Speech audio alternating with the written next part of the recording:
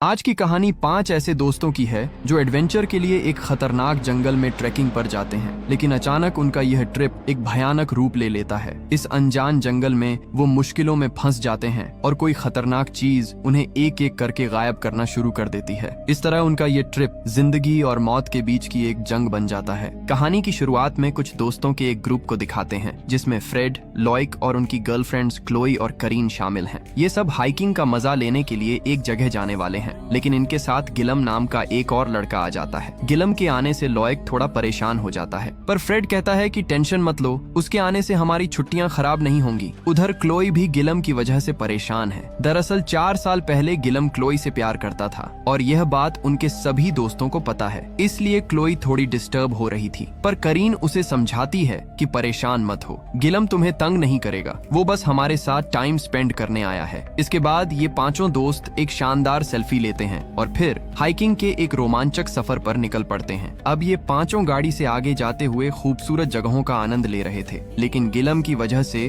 Chloe अभी भी उदास बैठी हुई थी और वो बिल्कुल भी खुश नहीं थी। अब जैसे ही यह लोग शहर से थोड़ी दूर जाते हैं तो गाड़ी रोककर सब लोग पैदल आगे चलना शुरू कर देते हैं। इन्हें एक पहाड़ की चोटी तक जाना था और उन्होंने अंदाजा लगाया कि शाम तक वो वापस आ जाएंगे। आगे चलते हुए एक जगह पर गिलम क्लोई से बातें करने लगता है, तो क्लोई पूछती है कि तुम यहाँ क्यों आए हो। गिलम बताता है कि मैं पास्ट को भुलाकर बस तुमसे दोस्ती करने के लिए आया हूँ, पर क्लोई इस बात का कोई जवाब नहीं देती। अब कुछ दूर आगे जाने के बाद उन्हें एक जगह पर रास्ता आगे बंद दिखता है, लेकिन फ्रेड पहाड़ी के ऊपर चढ़ने लगता है और कहता है मैं ऊपर चढ़ के देख लेता हूँ कि आगे रास्ता कैसा है। उसके सभी दोस्त मना कर रहे थे, लेकिन फ्रेड अकेला ही